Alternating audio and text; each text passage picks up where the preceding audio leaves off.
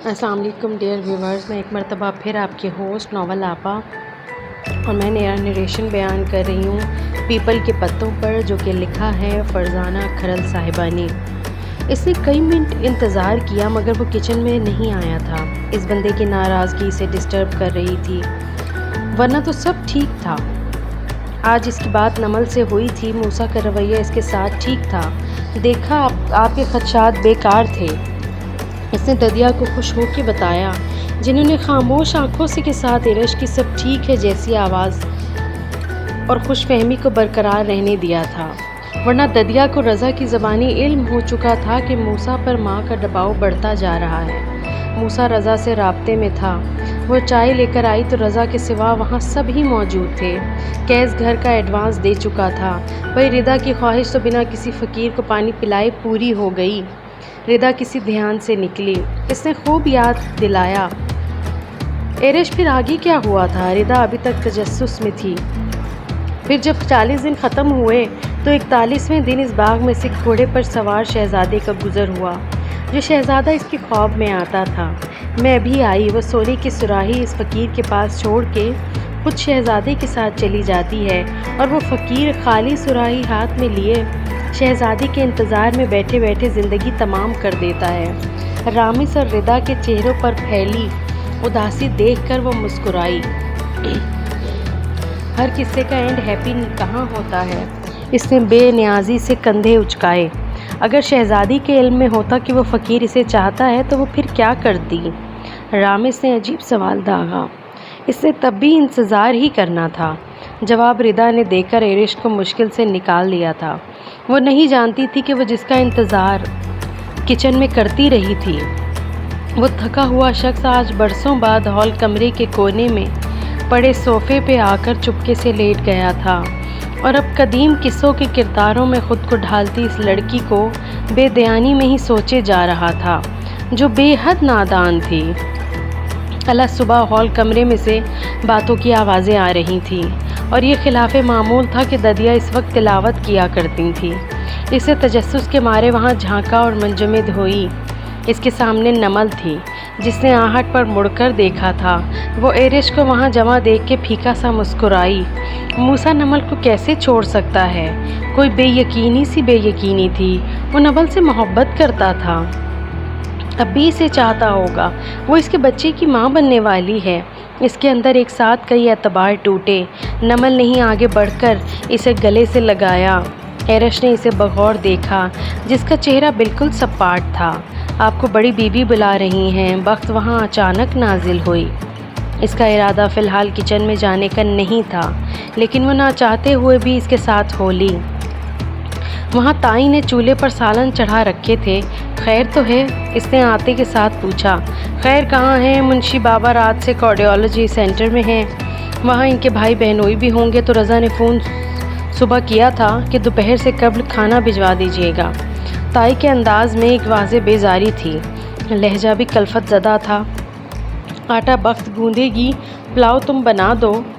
وہ پریشان سے زیادہ حیران ہوئی، کیا تائی نہیں جانتی کہ میری بہن کو گھر سے نکال دیا ہے؟ اس وقت میرے دل پر کیا بیت رہی ہے؟ انہیں احساس ہونا چاہیے، لیکن انہیں پلاؤ کی پڑی ہوئی ہے۔ وہ کاموں سے بالکل ہی نہیں گھبراتی تھی، لیکن آج تائی کا رویہ اس کی سمجھ سے باہر تھا۔ قصور ان کا بھی نہیں تھا۔ تمہاری ہمت ہے واسفہ، خواہ خواہ کا ٹبر پال لے کے بیٹھی ہو۔ تائی کے تحمل اور برداشت کو لوگوں کی ایسی ہی باتوں نے کمزور کر دیا تھا۔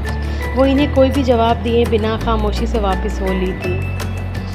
میرا گھر تمہاری وجہ سے خراب ہوا ہے ایری، میں تمہیں کبھی معاف نہیں کر سکتی۔ اس وقت ہال کمرے میں موجود تمام گھر والے نمل سے کچھ ایسے ہی جملوں کی توقع کر رہے تھے، لیکن جو کچھ اس نے کہا وہ ناقابل یقین تھا۔ تم حق بجانب ہو ایری، اب میں تمہارے ساتھ ہوں۔ نمل کی اس بات نے سب کو حواس باختہ سا کر دیا تھا کہ بات ارش کو شہ دلانے جیسی تھی۔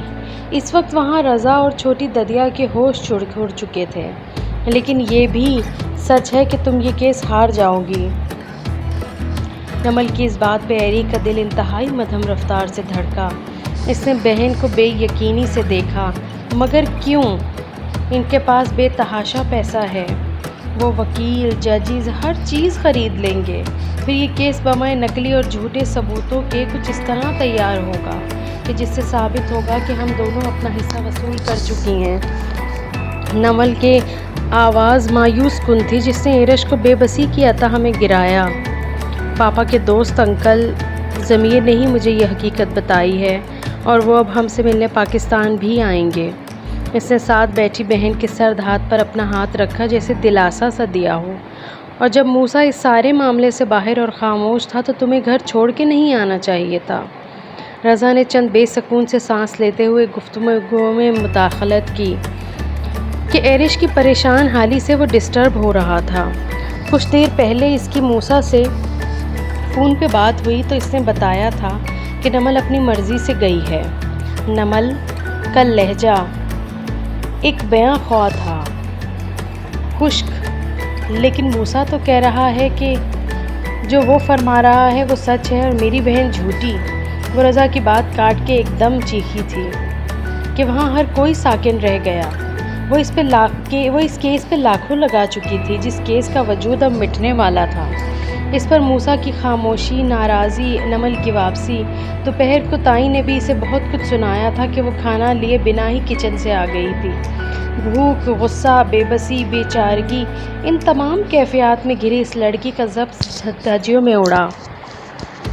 موسیٰ کی طرفداری تو ہوگی کہ اس کے پاس سب کچھ ہے اور ہم دونوں، ہمارا کیا ہے؟ وہ جانے کس سے مخاطب تھی؟ ہمارے ساتھ کوئی کیوں کھڑا ہوگا؟ اس نے گرم چائے کو ہاتھ مار کے گرایا۔ کیا وہ اپنے حواسوں میں تھی؟ کیس نے اسے تھامنا چاہا تھا مگر وہ ددیا نے اشارے سے منع کر دیا۔ وہ اسے چیخنے دینا چاہتی تھی، رونے دینا چاہتی تھی۔ وہ ایرج میں خود کو دیکھ رہی تھی۔ ضبط کو بھی ٹوٹنا چاہیے۔ خاموشی آنکھ کے پانی کی مانند ہے، بہہ جائے تو وجود ہلکا ہو جاتا ہے۔ وہ میرا بھائی ہونے کا دعوے دار تھا، وہ نمل سے محبت کا دعوے دار تھا، مگر یہ سچ نہیں ہے۔ وہ اپنی جگہ سے اٹھتے ہوئے چلائی، یہ سب جھوٹ ہے۔ محبت اب کہاں ہے؟ اس نے راہ میں پڑی تپائی کو ٹھوکر ماری۔ ایرج، میری بچی، تائی لپک کے آئیں۔ جو بھی تھا وہ ان کے ہاتھوں پلی بڑھی تھی۔ محبت فقیر کے انتظار کے ساتھ ہی مر جاتی ہے۔ اس نے تائی کے ہاتھ جھٹکے رضا کے منجمد وجود پر نگاہ ڈالی۔ جو ہونا تھا ہو چکا، اب مجھے کسی انجام کی پرواہ نہیں۔ اس نے یہ کہتے ہوئے لاپرواہی سے کندھے اچکائے اور سوئی میں دھاگا ڈالا۔ اس وقت وہ ددیا کے کرتے کی ترپائی کر رہی تھی، یعنی نمل گھر چھوڑ کے آ گئی، بات ختم۔ اس کے بعد کے معنی بھانپ کے ددیا کا دل اپنا ماتھا پیٹنے کو چاہا تھا۔ نمل کون سا اکیلی جانتی، بھلے وہ اکیلی بھی ہوتی تو رشتوں میں بگاڑ آنے پر معاملہ صرف گھر چھوڑنے پر ہی نہیں رک جاتا۔ ایسے میں عورت کانچ کا پل ناپتی رہتی ہے۔ انہوں نے ایک تلخ آہ بھری اور ایرج کو ناقدانہ نگاہوں سے گھورا۔ افو ددیا، مجھے گھورنا آسان کام نہیں، وہ جذبز ہوتے ہوئے بھرنا کے بولی۔ بالکل بجا فرمایا، تمہیں گھورنا اور دیوار کو گھورنا ایک ہی بات ہے۔ کیس نے اس کی بات کو کہکا لگاتے ہوئے انجوائے کیا۔ ایسی چیدار لڑکی کو اب در و دیوار ہی گھورتے ہیں۔ کیس چائے دیکھ کے ویسے ہی باغ و بہار ہو جاتا تھا۔ آج کل بیوی کے ہاتھ کی بنی چائے پی کر خوب ترنگ میں آ جاتا تھا۔ وہ کیس کی بات پر گزشتہ روز کا تصور کر کے قدرے جھیپ کے ذرا سا شرمندہ ہوئی۔ ان سب کا خیال تھا اپنی اس کارروائی کی بدولت ایرج اب 2-4 دن تو کمرہ نشین ہی رہے گی، لیکن سب کے خیالات کی نفی کرتے ہوئے اس نے اپنی صبح کا آغاز معمول سے ہی کیا تھا۔ موسیٰ کی وجہ سے اس کے دل پر یوں کاری ضبط پڑی کہ محبت سے اعتبار ہی اٹھ گیا تھا۔ کل اس کے دماغ نے کام کرنا چھوڑا تھا یا پھر کام کر کے دکھایا تھا۔ اب اسے قطعاً کسی کی کوئی پرواہ نہیں تھی۔ اس تمام قصے میں غلط چیز رضا کے اوپر چائے کا گرنا تھا، جس پر وہ رات کو نیند غالب آنے تک کچھ بے چین سی رہی تھی۔ صبح کچن میں وہ نہایت محتاط سی ہو کر گئی تھی، لیکن تائی کا خوشگوار موڈ دیکھ کر رات کی بے چینی بھی رفو چکر ہوئی۔ آج میری ضمیر انکل سے فون پر کافی دیر بات چیت رہی ہے۔ وہ فہد کے ساتھ جلد ہی پاکستان آئیں گے۔ ان کے تعلقات بہت اوپر تک ہیں، وہ اس مسئلے کا حل نکالیں گے۔ کیس کے بیٹھتے ہی وہ اپنی کرسی قریب گھسیٹ لائی اور یہ سب بتاتے ہوئے خاصی پرجوش تھی۔ اس کی گفتگو سن کے ددیا کو ٹھنڈے پسینے آنے لگے تھے۔ انشاءاللہ ایسا ہی ہوگا۔ قیس نے اس کی تمام باتوں پر بھرپور رد عمل دیا۔ تم جو بھی فیصلہ کرو گی مجھے تم ہمیشہ اپنے ساتھ پاؤ گی۔ ددیا نے اپنے ناسمجھ بیٹے کو حیرت کا جھٹکا کھا کے دیکھا اور ناگواری سے وہاں سے اٹھ گئیں۔ وہ کسی چیز سے الجھ کے لڑکھڑائیں تو بیٹے نے فوری بڑھ کے سنبھالا۔ شدید چکر آ رہے ہیں، اگر فرصت میں ہو تو کمرے تک چھوڑ آؤ تو تمہاری خبر لیتی ہوں۔ دل غصے سے بھرا تھا۔ اب ایسی بھی بات نہیں، لفظ فرصت پر وہ خجل سا ہوا۔ ایک تو گھر کے سلسلے میں ردا اور وہ آج کل چھوٹی موٹی شاپنگ کر رہے تھے، پھر اس کیس کی الجھنوں میں گھر کے وہ اب ماں کے پاس کم ہی ٹکتا تھا۔ میں تو انہیں دیکھ کے حیران ہی رہ گئی۔ ضمیر انکل بالکل پہلے کی طرح ہی سمارٹ اور ڈیشنگ لگ رہے تھے۔ کمرے میں آتے ہی وہ اپنا پسندیدہ موضوع چھیڑ چکی تھی۔ ددیا نے اس پر کڑی نگاہ ڈالی اور اپنے سامنے کھلے جہازی سائز اٹیچی کیس پر دوبارہ جھک گئیں۔ وہ اگرچہ تھکی ہوئی تھی لیکن انکل نامہ سنانے کے لیے اسے دیواروں کی نہیں انسانوں کی ضرورت تھی۔ ددیا آپ نے ان کی گاڑی دیکھی؟ اس کے لہجے کا اشتیاق محسوس کر کے ددیا کا دل جھٹکا۔ کل ہم نے جو تولیے خریدے تھے ذرا الماری سے نکال دو۔ ایرش دوپہر سے محسوس کر رہی تھی کہ ضمیر انکل اور ان کے بیٹے کا گھر آنا کسی نے بھی اچھا محسوس نہیں کیا۔ خصوصاً ددیا کا رویہ سمجھ سے باہر تھا۔ وہ الماری سے تولیہ نکال کر آئی تو پلنگ کی پائنتی پر ہی ٹک گئی۔ دوسرے پلنگ پر سوئی نمل ہلکے خراٹے لے رہی تھی۔ ایرج بدمزہ ہوئی کہ وہ تو اس سے گپے لگانے آئی تھی۔ نمل کا سامان اٹیچی کیس سے نکال کر ٹرنک میں کیوں رکھ رہی ہیں؟ وہ ددیا کی جانب متوجہ ہوئی تو چونکی، پھر لکڑی کی ٹیبل پر پڑے نئے نکوڑ ٹرنک کو دیکھا۔ سارا سامان تھوڑی رکھ رہی ہوں، کچھ قیمتی اشیاء ہیں جو الگ سے رکھنا ضروری ہیں۔ ددیا نے کنکھیوں سے اسے دیکھا جو ایک دم پریشان ہو چکی تھی، یعنی کہ لوہا گرم ہو چکا تھا۔ آج جب ٹرنک خرید کے لائیں تو بجیا کی یاد آ گئی۔ کبھی میرا ٹرنک بھی بالکل نیا نکور ہوتا تھا، اب میری طرح بوڑھا ہو چکا ہے۔ انہوں نے ایک طویل آہ بھری، پھر ٹرنک کے پیندے پر ایک تولیہ پھیلایا، اٹیچی سے 2 گرم شعلیں اٹھا کر ٹرنک میں رکھیں۔ دادی عمر میں آپ سے بڑی تھی کیا؟ ایرش کا لہجہ گمسم سا تھا۔ سالوں کا تو پتہ نہیں، ہم اور ہمارے ماں باپ کہاں پتہ رکھتے تھے، کہاں حساب کتاب رکھتے تھے، لیکن ہماری اماں کی وفات کے بعد جب ابا نے دوسری شادی کی تو بجیا کوئی 15 کے لگ بھگ ہوں گی۔ میں ان سے کافی چھوٹی تھی۔ اپنے بیاہ کے بعد ابا نے بجیا کو بھی جلد ہی بیاہ دیا تھا۔ ہماری ستیلی ماں کے تیور دیکھتے ہوئے شادی کے چند ماہ بعد بجیا مجھے بھی اپنے ساتھ لے کر آ گئی تھیں۔ کچھ انسلے ریشمی کپڑے جو نمل سلوانے کے لیے لائی ہوگی، انہیں ٹرنک میں رکھنے کی کیا ضرورت ہے؟ ایرش نے ددیا کے ہاتھ سے ان شوخ رنگ کے کپڑوں کو چھین لینا چاہا تھا۔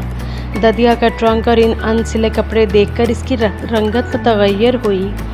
بجیا کے سسرال میں پیسے کی فراوانی تھی، گھر میں نوکر چاکر سب کچھ تھا، پھر خیر سے خدا نے آگے پیچھے 2 بیٹوں سے نواز دیا تو گھر کی رونق کا الگ ہی سما تھا۔ میں اپنے بھانجوں کی سنگت میں کھیل کود کے بڑی ہوئی۔ بہنوئی صاحب نے مجھے ہمیشہ بیٹی ہی سمجھا۔ جب میں میٹرک کر چکی تھی تو انہوں نے اپنی طرف سے میرے لیے ایک بہترین گھر کا انتخاب کیا۔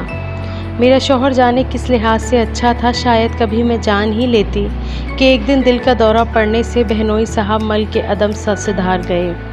اس کے بعد میرے سسرال والوں کو سوائے بجیا کا دکھ بانٹنے کے اور کوئی کام ہی نہیں تھا۔ حبیب اور صہیب کی تعلیم مکمل ہونے والی تھی، انہیں اپنی پڑھائی سے فرصت ملتی تو ہی گھر کے مسائل پر توجہ دیتے۔ انہیں ماں کی خواہش پر بڑا افسر بننا تھا۔ اس صورتحال سے فائدہ اٹھاتے ہوئے میرے شوہر نے غیر محسوس انداز میں گھر کی کافی ذمہ داریاں اپنے سر لے لی تھیں، تو ان ذمہ داریاں جو انہوں نے اپنے سر لی تھی تو زمینوں وغیرہ کے معاملات بھی وہی ہینڈل کرتے تھے، اور جس سے بجیا جو ہیں بے فکر ہو گئی تھی۔ دیکھو ذرا اس لڑکی کو دیکھو، زیور کپڑوں میں گھسایا ہوا ہے۔ ددیا نے یہ کہتے کے ساتھ ہی سوئی ہوئی نمل پر ایک میٹھی سی نگاہ ڈالی۔ اچھا کیا آپ نے یاد دلا دیا، نمل کئی دنوں سے مجھے زیور کسی بینک لاکر میں رکھوانے کا کہہ رہی تھی۔